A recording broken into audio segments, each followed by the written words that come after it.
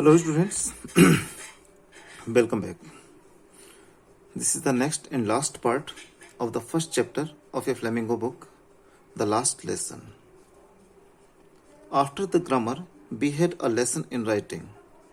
Grammar के बाद में हमें लिखने का एक लेसन दिया गया, अर्थात ग्रामर पढ़ाया गया हमें एमएमएल ने, उसके बाद हमें लिखने का चैप्टर मिला. That day, MML had new copies for us.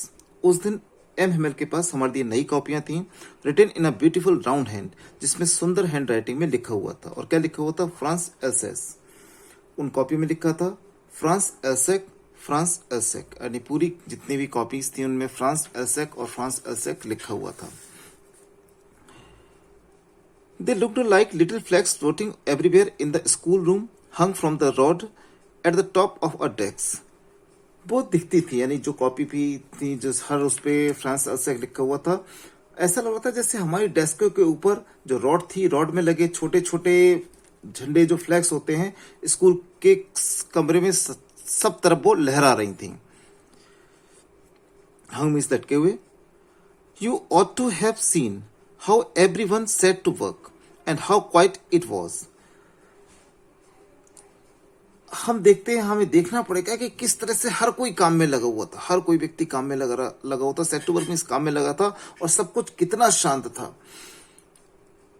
The only sound was scratching of pens over the paper. जो सिर्फ वहां पर एकमात्र आवाज आ रही थी, वो किस चीज की थी?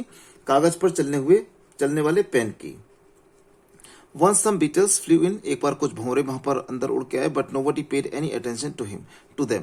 लेकिन किसी ने उन पर ध्यान नहीं दिया. कुछ भंवरे वहां पर उड़कर आए, लेकिन किसी ने उन पर ध्यान नहीं दिया. Not even the littlest one. यहाँ तक कि जो सबसे छोटे बच्चे थे, उन्होंने भी उस भंवरों की तरफ ध्यान नहीं दिया, जो who worked right on tracing their fish hooks. जो मछली के कांटों का चित्र बना रहे थे. यानी छोटे बच्चे जी, भौरे वगैरह जब वहां भौरे अंदर आए तो उन्होंने भी ध्यान नहीं दिया, और छोटे बच्चे क्या कर रहे थे? मछली के कांटों का चित्र बना रहे थे. जैसे कि दैट वाज फ्रेंच टू, वो भी फ्रेंच में बन रहे हो. यानी मछली के कांटों का चित्र, भाई लैंग्वेज को फ्रेंच में लिख सकते हैं, लेकिन मछली के कांटों तो आर्ट है, तो ऐसा लगता था जैसे वो भी फ्रेंच में बन रहे हों. On the roof of the pigeons cooed very low and I thought to myself. छत पर, एक बहुत टचिंग लाइन है, छत पर जो था कबूतर गुटरगू कर रहे थे, और मैंने अपने मन में सोचा, will they make them sing in German even the pigeons. क्या वो कबूतरों को भी जर्मन में गाना गवा देंगे? मतलब क्या है कि वो सब कुछ बदल सकते हैं, लेकिन कबूतर जो गाना जर्मन उन पर थोपी जा रही थी, तो वो यही सोच रहा है कि क्या वो कबूतरों को थोड़ा जर्मन में गाना गाने के लिए बाध्य कर सकते हैं. अर्थात जो उनकी मदर टंग है, वो मदर टंग ही रहेगी, वो हर काम करने के लिए उन पर बाध्य नहीं कर सकते हैं, ऐसा उसका मानना था. Whenever I looked up from my writing, I saw M. Hamel sitting motionless in his chair. जब कभी मैंने अपनी नजर ऊपर उठाई तो देखा M. Hamel अपनी कुर्सी पर मोशनलेस, स्थिर बैठा हुआ था. And gazing first at one thing, then at another. एक के बाद एक चीज को गेज माने होता है घूरना.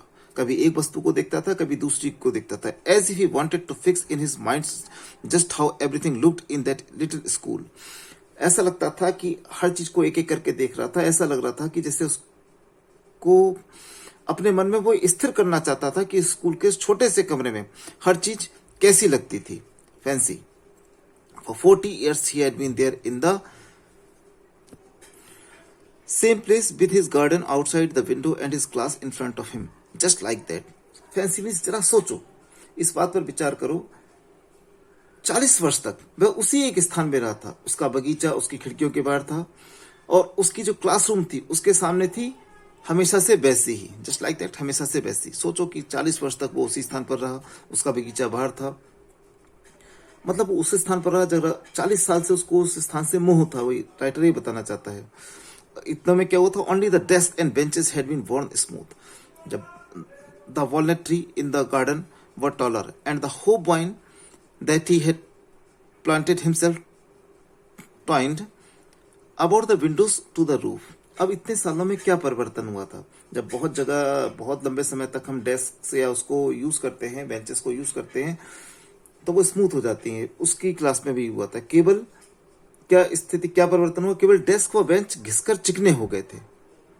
वॉलनट स्मूथ मीन्स चिकने हो जाना, घिस घिस कर वो चिकने हो गए थे. बगीचे में जो अखरोट का, वॉलनट मीन्स अखरोट, बगीचे में जो अखरोट का पेड़ था लंबा हो गया था. और होप वाइन की जो बेल थी, जो उसने खुद लगाई थी, वो खिड़कियों से लिपटकर छत तक पहुंच गई थी। विंडोज टू द रूफ, वो खिड़कियों से लिपटकर छत तक पहुंच गई थी। How it must have broken his heart to leave it poor man to hear his sister moving about in the room above packing their trunks for they must leave the country next day. अब ये इन सब चीजों को उसको छोड़ के जाना था। सोचो उस बेचारे का दिल टूट गया होगा। कब कैसे टूट गया? उसने अपनी सिस्टर को देखा, वो भी उसके साथ में रहती थी। वो उसके ट्रंक कहते हैं जो सूटकेस वगैरह था, उस ट्रंक को पैक कर रही थी और उसको इधर उधर जो उसके घूमने की आवाज थी, रूम जो उसके ऊपर कमरा था उसको इधर उधर घूमने की आवाज आ रही थी। For they must have leave the country next day, क्योंकि अगले ही दिन उन्हें देश को छोड़कर जाना था। तो यही उसके मन में दुख था। But he had the courage to hear every lesson to the very fast. परंतु उसके अंदर क्या था, हर जो चैप्टर था, हर लेसन को लास्ट तक सुनाने का या सुनने का साहस था।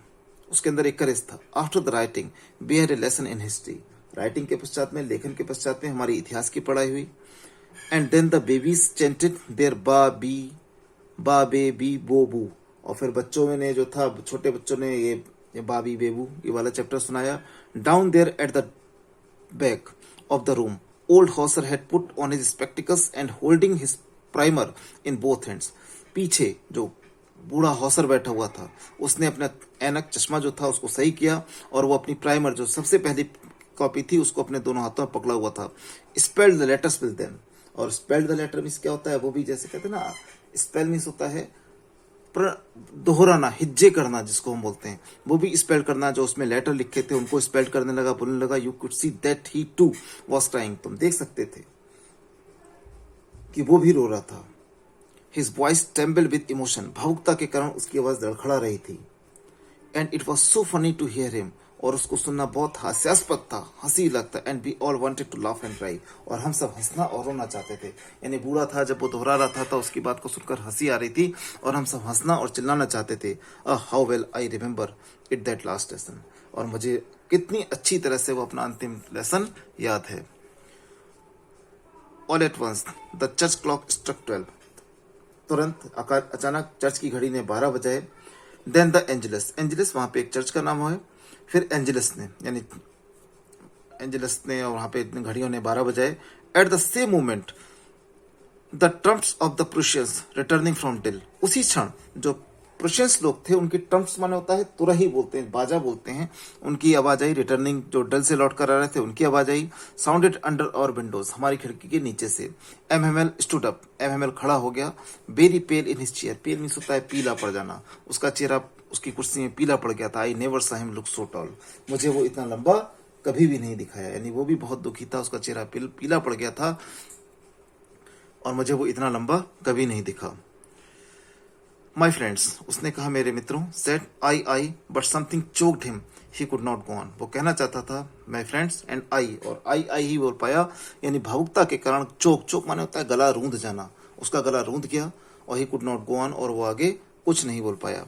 Then he turned to the blackboard, took a piece of chalk, and bearing on with all his might, he wrote as large as he could, "Vive la France, vive la France." फिर वो black board की तरफ मुड़ा, उसने चौक लिया और अपनी पूरी शक्ति से उसने जितना बड़ा लिख सकता था लिख दिया। फ्रेंच लैंग्वेज है। "Vive la France" भी सकता है फ्रांस जिंदाबाद। Then he stood and leaned his head against the wall, and without a word, और फिर वो रुका, और लीन माने होता है झुक गया। फिर वह रुक गया और अपना सिर दीवार पर टिकाकर, झुकने से मतलब अपना सिर दीवार पर टिकाकर, against the wall. And without a word, बिना कोई एक भी शब्द कहे, उसने he made a gesture. Gesture means होता है हाथ का इशारा करना। विद हिज हैंड्स, अपने हाथ से इशारा किया। कह नहीं पाया क्योंकि वो इतना भावुक था, उस समय कुछ बोल नहीं पाया। उसने हाथ के इशारे से कहा, school is dismissed, you may go. School की छुट्टी हो गई है, अब आप जा सकते हो। इतना ही चैप्टर था। Thank you.